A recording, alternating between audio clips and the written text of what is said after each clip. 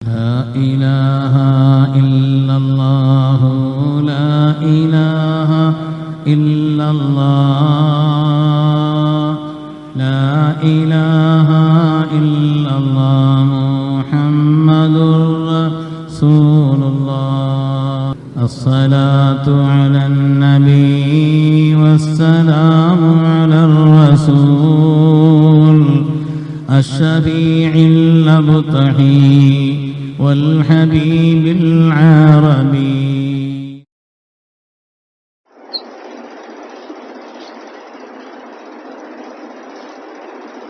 السلام عليكم ورحمة الله وبركاته. الحمد لله العظيم القدرة والشان شديد البطش والبرهان حافظ الدين والقرآن ما شاء الله كان مع لم يشاء لم يكن لا حول ولا قوة إلا بالله إن أريد إلا الإصلاح ما استطعت وما توفيقي إلا بالله عليه توكلت وإليه أنيب سبحانك لا علم لنا إلا ما علمتنا إنك أنت العليم الحكيم. قال الله سبحانه وتعالى في القرآن الحميد بسم الله الرحمن الرحيم يا أيها الذين آمنوا كتب عليكم القصاص في القتلى الحر بالحر والعبد بالعبد والأنثى بالأنثى ومن عفي له من أخيه شيء فاتباع بالمعروف وأداء إليه بإحسان ذلك تخفيف من ربكم ورحمة فمن اعتدى بعد ذلك فله عذاب أليم. وقال النبي صلى الله عليه وسلم صل من قطعك وعف عمن ظلمك وأحسن إلى من أساء إليك أو كما قال عليه الصلاة والسلام. கண்ணியமிக்க முஃமினீன்களே, அல்லாஹ்வின் நல்லடியார்களே, அருமை நாயகம் ஸல்லல்லாஹு அலைஹி வஸல்லம் அவர்களின் பாக்கியம் நிறைந்த உம்மத்துமார்களே, ரப்பு சுப்ஹானஹு வ தஆலா அவனுடைய மேலான கட்டளையை ஜும்ஆவுடைய ஃபர்தை நிறைவேற்றுவதற்காக ஒன்று சேர்ந்திருக்கக்கூடிய நம் எல்லோரையும் அல்லாஹ் கபூல் செய்திருவார். ரப்பினுடைய மேலான திருப்தியை நம்முடைய வாழ்வில் லட்சியமாக கொண்டு இந்த உலகத்தில் அதற்கு ஏற்ப வாழ்ந்து காண்பித்த வள்ளல் முஹம்மது ரசூலுல்லாஹ் ஸல்லல்லாஹு அலைஹி வஸல்லம் பரிசுத்தமான வழியில் நின்று இரு உலகத்திலும் வெற்றி பெற்ற சாலிகின்கள், அருளாளர்கள், வலிமார்கள், நாதாக்கள், நல்லோர்களின் கூட்டத்தில் அல்லாஹு தஆலா நம்மையும் நம் சந்ததிகளையும் குடும்பத்தாரையும் கபூல் செய்திருவார். கண்ணியமிக்க முஃமினீன்களே, கடந்த ஒரு வார காலமாக இந்தியாவினுடைய அரசியல், குறிப்பாக வெளியுறவு சம்பந்தப்பட்ட அந்த விஷயத்திலே கேரளாவினுடைய பிரபலமான கிராண்ட் முஃப்தி ஏபி அபூபக்கர் சாஹிப் அவர்களும், அதேபோல் கேரளாவிலே உள்ள ஒரு நர்ஸ் பெண்மணியான நிமிஷா பிரியா என்ற ஒரு பெண், அந்த பெண் சம்பந்தப்பட்ட அந்த விஷயத்திலே அந்த ஒரு செவிலியர், அந்த நர்ஸான அந்த பெண்மணி யமனுக்கு நர்ஸினுடைய பணிக்காக சென்றிருந்தார். அங்கே உள்ள ஒரு பெரிய நிறுவனத்தோடு, அதிலே உள்ள ஆட்களோடு, சில டாக்டர்களோடு சேர்ந்து அங்கே ஒரு மருத்துவமனையை தொடங்கினார். மருத்துவமனையை தொடங்கி அதற்கு பின்னாலே அந்த மருத்துவமனையினுடைய பொறுப்பாளருக்கும் இவர்களுக்கு மத்தியில் ஏற்பட்ட கருத்து வேறுபாடின் காரணத்தினாலே பல்வேறு விதமான சிக்கல்கள் ஏற்பட்ட காரணத்தினால் ஒருவர் மற்றவரை பல்வேறு விதமாக குற்றம் சாட்டுகிறார்கள். கடைசியிலே இந்த பெண்மணி அவரை கொலை செய்து விட்டார். அவருக்கு அதிகமான தூக்க மருந்துகளை, விஷ மருந்துகளை கொடுத்து கொலை செய்து விட்டார். கொலை செய்ததற்கு பின்னால் இது கொலைதானா அல்லது தற்கொலையா என்னங்கிறது ஆய்வு செய்ததற்கு பின்னால் அந்த நாட்டிலே அதை ஆய்வு செய்து இது கொலைதான் என்று உறுதி செய்யப்பட்டதும், கொலை செய்தது இந்த கேரளாவினுடைய பாலக்காடு மாவட்டம் கொல்லக்கோடை சார்ந்த இந்த நிமிஷா பிரியா என்பதுதான் அது உறுதியானது. அதனாலே அந்த நாட்டினுடைய சட்டத்தின் பிரகாரம் தூக்கு தண்டனை என்று முடிவு செய்யப்பட்டு விட்டது. இது முடிவு செய்யப்பட்டதற்கு பின்னாலே இந்திய அரசாங்கம் பல்வேறு விதமான முயற்சிகளை செய்தது. தூக்கு தண்டனை நீங்கள் நிறுத்துங்கள் என்று பல்வேறு விதமான கோரிக்கைகளை வைத்த நேரத்திலும் கூட அது ஒன்றும் செயல்பட முடியாமல் அது முடிவாகிவிட்டது. இனிமேல் அதை ஒன்றும் செய்ய முடியாது என்று இந்திய அரசாங்கமும் கைவிரித்து விட்டது. அப்படிப்பட்ட ஒரு நிலையில்தான் கேரளாவினுடைய கேலிக்கேட் சங்கைக்குரிய ஏபி அபூபக்கர் முஸ்லியார் அவர்கள் அங்கே அவர்களுக்குள்ளான சில பழக்கத்திலே அங்கே பிரபலமாக அறியப்பட்ட ஒரு சூபி அங்கே உள்ள அவர்களோடு ஒரு தொடர்பு கொள்கிறார்கள். அங்கே உள்ள ஒரு தொடர்பு கொண்டு அங்கே ஷேக் ஹபீப் என்ற ஒரு பெரிய மனிதரோடு தொடர்பு கொண்டு மார்க்கத்தில் இது விஷயத்திலே அந்த குடும்பத்தால் சம்மதித்தால் அந்த கொலையிலிருந்து இறங்கி அதற்கு பகரமாக அவர்கள் அதற்குண்டான தியத்தை, பணத்தை வாங்கி கொள்ளலாம் என்று மார்க்கம் இருக்கிறதே. அதனால் அப்படி ஒரு சலுகையை செய்வதற்கு அந்த குடும்பத்தாரோடு நீங்கள் பேசி பார்த்தால் என்ன என்று அவர்கள் சொல்ல, பேசியவரும் பெரிய ஆளுங்கிறதுனால யாரிடத்தில் சொன்னாரோ அவரும் ஒரு பெரிய மனிதன் என்ற காரணத்தினால் அவர்கள் அந்த குடும்பத்தோடு தொடர்பு கொண்டு பேசியதிலே 2 நாளைக்கு முன்னால் நிறைவேற்றப்பட வேண்டும் என்று அந்த அரசாங்கத்தால் கன்ஃபார்ம் செய்யப்பட்டிருந்த அந்த தூக்கு தண்டனை நிறுத்தி வைக்கப்பட்டு அதற்கு அடுத்து அந்த பேச்சுவார்த்தை தொடர்ந்து கொண்டிருக்கிறது. இப்பொழுது என்னன்னு சொன்னா, ஒரு கொலைகாரிக்கு இப்படிப்பட்ட ஒரு சிபாரிசை ஒரு ஆலிம்சா இவங்க செய்யலாமா? செய்ய வேண்டிய அவசியம் என்ன? கொடுமையான முறையில் கொலை செய்யப்பட்ட ஒரு நிலையிலே அதற்குண்டான தண்டனை வாங்கி தர வேண்டியது அல்லவா முன்னிற்க வேண்டிய ஒரு காரியம். அவர்கள் மீது இறக்கப்படுவது என்பது என்ன நியாயம் என்று விமர்சனங்களும், இல்லை பொருத்தமான ஒரு காரியத்தை செய்திருக்காரு அவர்களுக்கு பாராட்டும், 2 பக்கம் பாராட்டும் ஜாஸ்தியா இருக்குது, விமர்சனமும் ஒரு பக்கத்தில் இருந்து கொண்டிருக்காரு. இந்த நேரத்தில் நம்முடைய கவனத்தில் இதை அடிப்படையாக வைத்து ஒரு மார்க்கத்தினுடைய அடிப்படையான விஷயத்தை வழங்கிக் கொள்ள வேண்டும். மார்க்கத்தை பொறுத்தவரையிலே குற்றவியல் தண்டனை என்று பார்த்தால் 3 விதமான தண்டனை இருக்கிறது. இப்படியான ஒரு நேரத்தில் தான் அந்த விஷயத்தை சொல்ல முடியும். குற்றவியல் தண்டனை என்பதை மார்க்கம் 3 விதமாக சொல்லி காண்பிக்கிறது.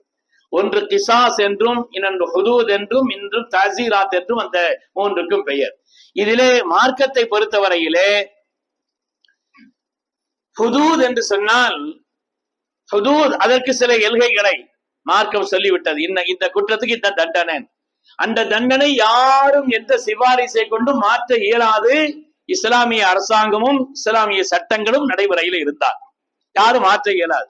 உதாரணமாக மது அருந்தி விட்டால், அது நிரூபிக்கப்பட்டு விட்டால் மார்க்கத்தினுடைய சட்டத்தின்படி 80 கசையடி கொடுத்தே தீர வேண்டும். அதற்குண்டான நிரூபணமாகிவிட்டால், அதேபோல் விபச்சாரம் செய்து விட்டால் 80 நிரூபணமாகிவிட்டால் 100 கசையடி கொடுக்க வேண்டும். நிக்காக ஆகாமல் இருந்தால், நிக்காக ஆனதற்கு பின்னால் அப்படிப்பட்ட ஒரு நிலை இருந்தால் அதற்குண்டான தண்டனையை கல்லறிய வேண்டும் என்று மார்க்கம் சொல்லி காண்பிக்கிறது. அது மாதிரி அவதூறுகள் சொல்லி இருந்தால், இது அவதூறு தான், ஒரு ஆண் பெண்ணின் மீதோ அல்லது பெண் ஆணின் மீதோ அவதூறு சொல்லப்பட்டு அது கன்ஃபார்ம் ஆனால் மார்க்கம் அதற்கு 80 கசையடி கொடுக்க வேண்டும் என்று மார்க்கம் தெளிவுபடுத்தி சொல்லி இருக்கிறது. அது மாதிரி திருட்டு என்பது பசிக்காக அப்படி உள்ள ஒரு நிலை, அதுக்கு நிறைய நிபந்தனைகள் இருக்கிறது. அந்த நிபந்தனைகளுக்கு நிலையிலே அவர் திருடி விட்டார் என்று கன்ஃபார்ம் ஆகிவிட்டால் அந்த திருட்டு என்பதும் குறிப்பிட்ட ஒரு தொகையை தாண்டி இருந்தால், ஒரு பென்சிலை திருடினார் பேனாவை திருடினாருங்கிறதுக்காண்டி அல்ல, ஒரு குறிப்பிட்ட பணத்தினுடைய நிலையை தாண்டி இருந்தது என்று சொன்னால் அது நிரூபிக்கப்பட்டால் கைவிட்டப்பட வேண்டும் என்று மார்க்கம் சொல்லி காண்பிக்கிறது. அதே போல தேச விரோத செயல்கள் என்று இருக்குமானால் அதற்கு மார்க்கம் தண்டனையை. இந்த 5 விஷயத்திலேயும் குர்ஆன் ஷரீஃபிலே அல்லாஹ் தஆலா இதற்குண்டான தண்டனைகளை சொல்லிவிட்டான். இதை மாற்றுவதற்கோ சிபாரிசு பண்ணுவதற்கோ இதிலே யாருக்கும் எந்த அதிகாரம் கிடையாது. அதனால்தான் நமது உயிரினும் மேலான கண்மணி ரசூலுல்லாஹி ஸல்லல்லாஹு அலைஹி வஸல்லம் அவரிடத்துல ஒரு உயர்ந்த குலத்திலே உள்ள பெண்மணி திருடி விட்டார் என்பது நிரூபணம் பண்ண நேரத்திலே அவங்களுடைய கையை வெட்ட வேண்டாம்னு சொல்லி சிபாரிசு வந்த நேரத்தில் தான் ஸல்லல்லாஹு அலைஹி சொன்னார்கள், என் மகள் ஃபாத்திமாவாக இருந்தாலும் கூட இந்த நேரத்தில் நான் கண்டிப்பாக கையை துண்டித்துத்தான் இருப்பேன் சொன்னார். அதனால இப்படிப்பட்ட அந்த தண்டனைகள் எதை ஹுதூத் என்று மார்க்கம் சொல்கிறது. அதிலே சிபாரிசு செய்வதற்கோ இஸ்லாமிய ஆட்சி என்று இருக்குமானால் அதிலே மாற்றம் செய்வதற்கோ யாருக்கும் அனுமதி இல்லை. தண்டனையினுடைய இன்னொரு வகை இருக்கிறது, அதற்கு பேரு கிசாஸ், கொலைக்கு கொலை என்று இருக்க வேண்டும். அந்த கொலை சம்பந்தப்பட்ட பகரத்தில் 2 நிலையை குர்ஆனை சொல்லி காண்பிக்கிறது. ஒன்று கொலை செய்யப்பட வேண்டும், அல்லது அந்த கொலை செய்யப்பட்ட யார் என்று கொலை செய்யப்பட்டார் அல்லவா அந்த குடும்பத்துக்காரர்கள் அவர்கள் இவரை மன்னிக்கலாம் அல்லது அதற்குண்டான பணத்தை பெற்றுக் கொள்ளலாம். தியத் என்று மார்க்கம் சொல்லக்கூடிய அந்த பணத்தை பெற்றுக்கொண்டு அவர்கள் மன்னித்து விட்டால், அதோடு விட்டு விட்டால் அப்படியும் செய்யலாம். இங்கே அந்த குடும்பத்துக்காரர்கள் அதெல்லாம் மன்னிக்கல, பகரம் கொலைதான் என்று தீர்மானித்திருந்தார்கள். ஆனால் பெரிய மனிதர்கள் தலையீட்டின் காரணத்தினாலே குர்ஆனிலே சொல்லப்பட்ட அந்த 2வது வழிமுறையை தேர்ந்தெடுத்தார். இந்த 2வது வழிமுறையை தேர்ந்தெடுத்து அது தற்காலிகமா நிறுத்தி வைக்கப்பட்டிருக்கிறது. பேச்சுவார்த்தை தான் நடந்து கொண்டிருக்கிறது. அருமையானவர்களே, ஒரு பெரிய ஆலிமனுடைய தலையீட்டின் காரணத்தினால் ஒரு சகோதர சமுதாயத்தை சார்ந்த ஒரு பெண்மணி அவர்கள் அந்த சிபாரி செய்த காரணத்தினாலே தற்காலிகமா, எப்படி நம்ம ஷாபான் வழக்கிலே அல்லாம அபுல் ஹசன் அலி நதுவி அவர்கள், இமாம் ஹசன்லானுடைய பரம்பரையில் வரக்கூடிய அதற்கு அபுல் ஹசன் அலி நதுவி அவர்கள் அந்த நேரத்திலே ராஜீவ்காந்தி பிரதமராக இருந்த நேரத்தில் பேசிய காரணத்தினாலே அதனுடைய நிலையிலே ஒரு பெரிய சட்டம் வந்ததோ, அது ஒரு நிலை ஏற்பட்டதோ, அது மாதிரி ஒரு சிபாரிசு காரணத்தினால் நாட்டிலே இந்திய அரசாங்கத்தினுடைய வெளியுறவுத்துறையின் பெரிய அதிகாரிகள் எல்லாம் செய்ய முடியாத ஒரு காரியம் அங்கே செய்யப்பட்டிருக்கிறது என்பதை நாம் விளங்குகிறோம். அருமையான பெருமக்களே, இதிலே செய்வதற்கு மார்க்கம் அனுமதி அளிக்கிறது. தியத் என்று சொல்கிறது. கிசாஸ் அந்த குடும்பத்துக்காரங்க சரி கொலை வேண்டாம், அதற்குண்டான பகரமாக ஈட்டு தொகை தந்து விட்டால் போதும் என்று சொல்லிவிட்டாலோ மன்னித்து விட்டாலோ மார்க்கம் அதை தடை என்று சொல்லவில்லை. அதனாலே இது விஷயத்தில் ஒரு கொலைகாரிக்கு ஆதரவா என்பது போல் உள்ள பேச்சுக்கள் இருக்கிறதை மார்க்கம் முழுமையாக அறியாதவருடைய பேச்சு என்பதையும் நாம் விளங்கிக் கொள்ள வேண்டும். இதிலே ஹுதூத் என்பதை போல சில தண்டனைகள்ல யாரும் தலையிட முடியாது. இந்த தண்டனைகளில் இப்படிப்பட்ட இரண்டை சொல்கிறது. மூன்றாவது ஒன்று இருக்கிறது தாசீராத். அதுக்கு இன்னதான் தண்டனை என்று இல்லை. புதிய காலகட்டத்தில் ஏற்படக்கூடிய அந்த குற்றங்களுடைய நிலைக்கு ஏற்ப நாட்டினுடைய அரசாங்கம் செய்யப்படக்கூடிய அந்த தண்டனைகளுடைய முடிவை தாசீராத், அதற்கு இன்ன தண்டனை என்று முடிவு செய்யப்படவில்லை. குற்றங்களுடைய கணத்தை அனுசரித்து நாட்டின் ஆட்சியாளர்கள் செய்யப்படக்கூடிய, நீதிமான்கள் செய்யக்கூடிய அதை அடிப்படையாக வைத்துள்ள தண்டனை. அருமையான பெருமக்களே, இதை மார்க்கம் இப்படி மூன்றாக சொல்லி காண்பித்தாலும் கூட கிசாஸை பொறுத்தவரையிலே மன்னிப்பதுதான் சிறந்தது என்று மார்க்கம் சொல்கிறது. நாம இன்னைக்கு அதிலிருந்து ஒரு பாடம் என்ன எடுக்கணும்னு சொன்னா, இன்னைக்கு நம்முடைய வாழ்க்கையிலே யார் சின்ன சின்ன விஷயங்களிலேயும் மன்னிப்பை தேர்ந்தெடுக்கிறார்களோ வாழ்க்கையில் அல்லாஹ் அவங்களுக்கு கொடுக்கக்கூடிய கண்ணியத்தை குர்ஆன் நிரம்ப சொல்கிறது. அதுலயும் குறிப்பாக இன்னைக்கு உறவுகள்லாம் பாத்தீங்கன்னா நிறைய பகை. நண்பர்கள்ட்ட நெருக்கமா இருக்கிறாங்க, மற்றவங்கள்ட்ட நெருக்கமா இருக்கிறாங்க, யார் யாரும் அவங்களது நெருக்கமா இருக்கிறாங்க. உறவுகளை பார்த்தால் பெரும் பகை நிலவுகிறது, ஏராளமான சண்டைகள் இருக்கிறது. தமிழ்ல கூட சொல்லுவாங்க, குற்றம் பார்க்கின்னு சுற்றம் இல்லைன்னு சொல்லுவாங்க. அங்க போய் ரொம்ப அலசி ஆராய்ஞ்சுக்கிட்டு இருந்தான்னு சொன்னா நிச்சயமாக அதுல பகை கூடத்தான் செய்யும். இருந்தாலும் கூட அதிலே கொஞ்சம் விட்டு கொடுத்து யார் மன்னிக்கிறார்களோ அவர்களை மார்க்கம் பாராட்டுகிறது. அப்படி மன்னிப்பவர்கள் குர்ஆன் நிறைய சோபனங்களை சொல்கிறார். வாழ்க்கையில் நம்ம அப்படி பழகணும். ஏதாவது நமக்கு அநீதி அழைக்கப்பட்டாலும் கூட சொல்லலாம் சொன்னாங்க, சில் மன் கத்தா இருக்க, உன்னை துண்டித்து வாழ்ந்தாலும் நீ சேர்ந்து வாழ்ந்து பழகு. வாஃபம்மன் தலமக்க, உனக்கு அநியாயம் செய்தாலும் கூட நீ மன்னித்து பழகு. வாஹசின் இலா மன் அஸா இலைக்க, ஒருவர் உனக்கு கெடுதலை நினைத்தாலும் கூட நீ உபகாரியாக இரு. நீ உபகாரி ஆக குணத்தினுடைய உன்னதமான ஒரு நிலைப்பாட்டை நமக்கு போதித்து தந்தவர்கள் கண்மணி முஹம்மது ரசூலுல்லாஹி ஸல்லல்லாஹு அலைஹி வஸல்லம் அவர்கள். உஹது யுத்தம் நடந்து கொண்டிருக்கிறது. சய்யிதுனா ஹுதைஃபா ரலியல்லாஹு அன்ஹு அவர்கள், உன்னுடைய தகப்பனார் ஹஜ்ரத் ஹுசைன் அவர்கள் வீரதீரமாக பராக்கிரமா போரிட்டுக் கொண்டிருக்கிறார்கள். இந்த நேரத்திலே முஸ்லிம்களுக்கு கடுமையான பாதிப்பை ஏற்படுத்திய ஒரு எதிரி, அவர் அதிலிருந்து தப்பித்து ஓடுகிறார். ஹுதைஃபா ரலியல்லாஹு தன்னுடைய தகப்பனார், அவங்களும் பெரிய சஹாபி, அவங்க அவரை துரத்திட்டு போறாங்க. துரத்திட்டு போற நேரத்திலே மற்றவர்கள் நினைத்துக் கொண்டார்கள், மற்ற சிலர் அப்படி ஓடுவது இவர்களும் எதிரிகள் தான் என்று நினைத்துக் கொண்டார்கள். ஹுதைஃபா ரலியல்லாஹுடைய தகப்பனார் ஹுசைன் அவர்களை இவர்களும் எதிரிகள் தான் என்று நினைத்தார்கள். அதனாலே அவங்களை துரத்திட்டு போய் பின்னால் செல்லக்கூடிய ஹுசைன் அவர்களை ரலியல்லாஹு அவர்களை கொலை செய்வதற்கு முயற்சிக்கிறார். ஹுதைஃபா ரலியல்லாஹு தூரத்திலிருந்து இந்த காட்சியை பார்த்துட்டாங்க. அதாபி என்னுடைய தகப்பனார் சத்தம் போடுறாங்க. ஆனாலும் கூட இவங்க எதிரி நினைச்சு அவரை கொலை செய்துட்டாங்க. ஹுசைன் ரலியல்லாஹு அவர்கள் கொலை செய்யப்பட்டு விட்டார். அதுக்கு போய் இதுவெல்லாம் முடிந்த பிறகு சல்லாசவனத்துல இந்த வந்தது அப்படின்னு சல்லாசவனத்தில் ஹுதைஃபா ரலியல்லாஹு சொன்னாங்க, நான் சத்தமிட்டேன், என் சத்தத்தை அவர்கள் கேட்டிருக்க வாய்ப்பில்லை, ஆனால் இப்படி நடந்து விட்டதுன்னு சொன்ன உடனே அவங்களும் சொன்னாங்க, யார் அதுல ஈடுபட்டார்களோ அந்த ஒருவரோ 2 பேர் அவங்க சொன்னாங்க, எங்களுக்கு தெரியாதுன்னு சொன்னாங்க. எங்களுக்கு இவங்கதான் தெரியாது, நாங்க எதிர் என்று நினைத்துத்தான் கொலை செய்து விட்டோம் என்று சொன்ன உடனே அதற்கு ஹுதைஃபா ரலியல்லாஹு அவர்கள் அல்லாஹ் அவர்களை மன்னிக்கட்டும் சொன்னாங்க. அல்லாஹ் அவர்களை மன்னிக்கட்டும் சொன்னாங்க. ஆனா தியத்தை கொடுத்துடணும்னு சொன்னாங்க. அதுக்குண்டான ஈட்டு தொகையை நீங்கள் கொடுக்க வேண்டும் என்று சொன்னார். அப்படி ஈட்டு தொகை கொடுக்கப்பட்டது.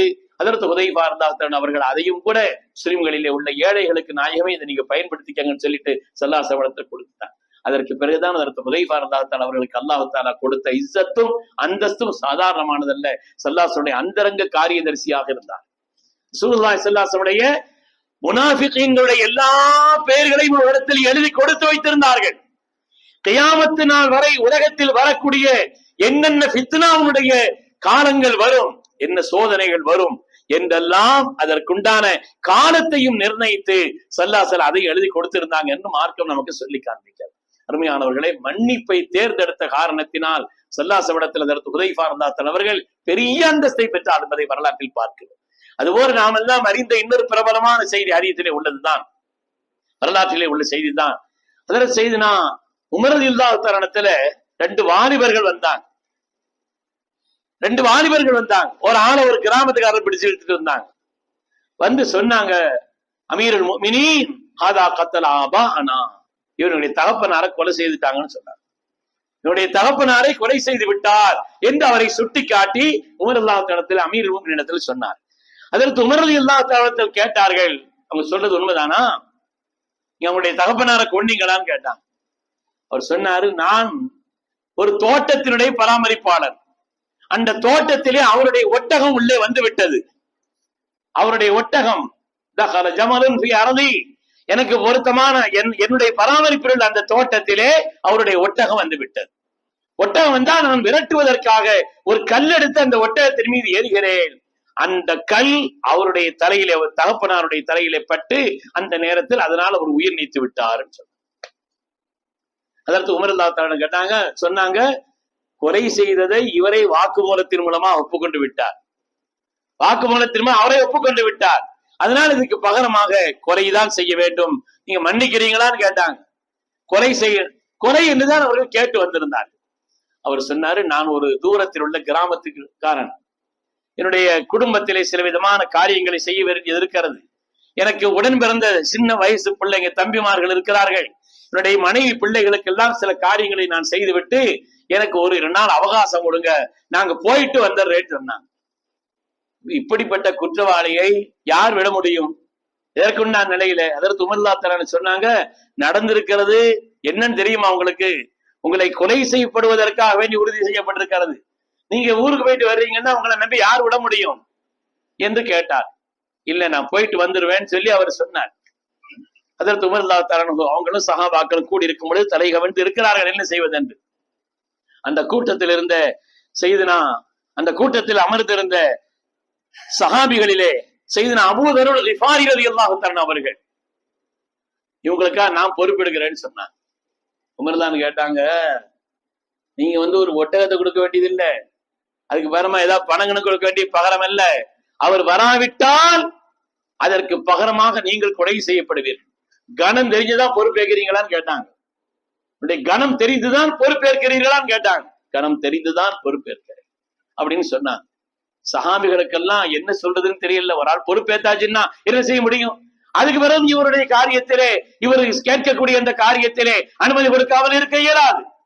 அமீர் சொல்லிட்டாங்க, உங்களுக்கு 3 நாள் அவகாசம், 1 நாள் அல்ல 3 நாள் அவகாசம். 3ஆம் நாள் மகரிபினுடைய தொழுகைக்கு முன்னால் நீங்கள் வந்துவிட வேண்டும்.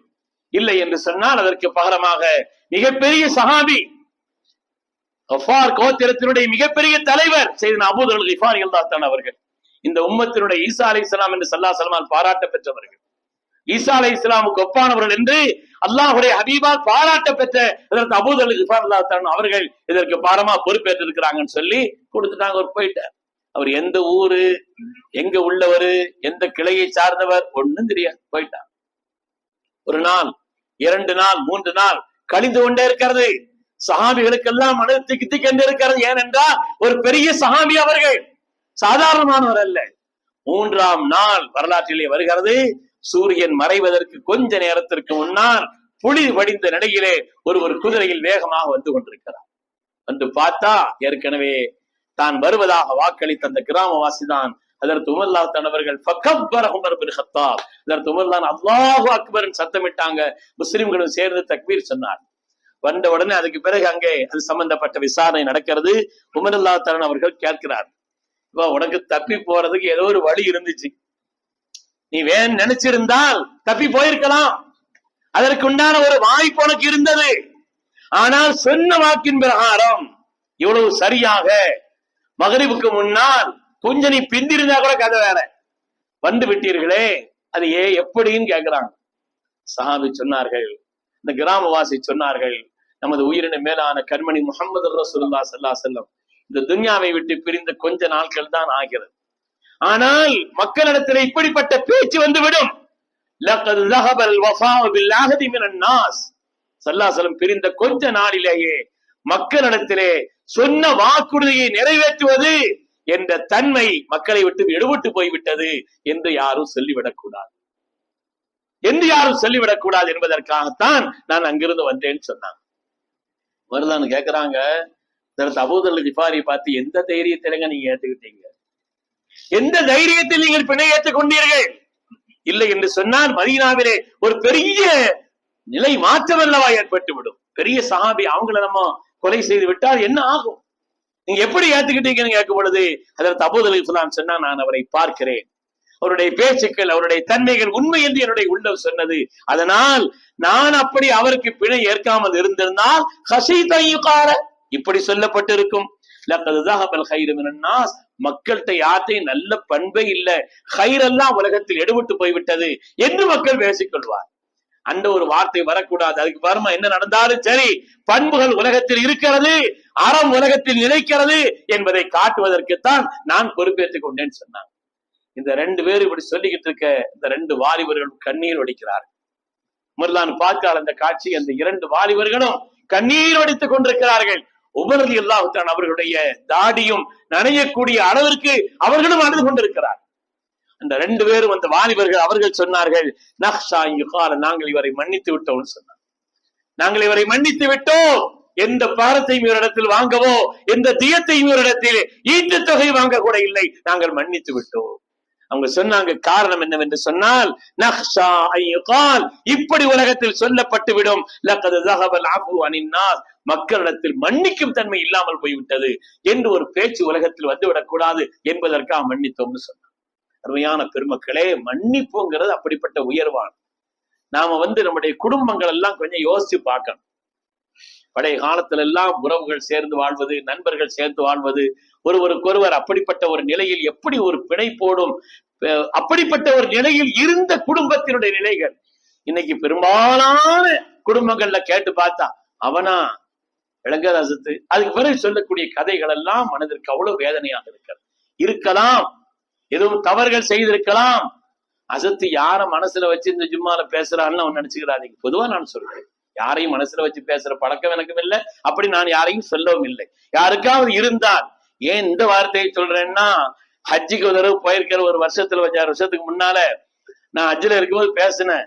அதாவது நீங்க பெறப்படுவதற்கு முன்னால் உங்களுடைய குடும்பம், உறவுகள், சொந்தங்கள், நண்பர்கள் ஏதாவது அநீதி அழைச்சிருந்தா கூட அல்லாவுக்கா என்ன மன்னிச்சிடணும் சொல்லி இவங்கள்ட்ட மன்னிப்பு வாங்கிட்டு அங்க வாங்கன்னு சொல்லி அந்த கூட்டத்துல சொன்ன இருந்த ஒருவர், அதாவது என்னை பத்தி தான் நீங்க பேசுறீங்க, என் குடும்பத்தை பத்தி உங்களுக்கு தெரிஞ்சிருக்குதுன்னு அப்படி நினைத்து விடக்கூடாது என்பதற்காக சொல்கிறேன், வேற ஒன்றும் இல்லை.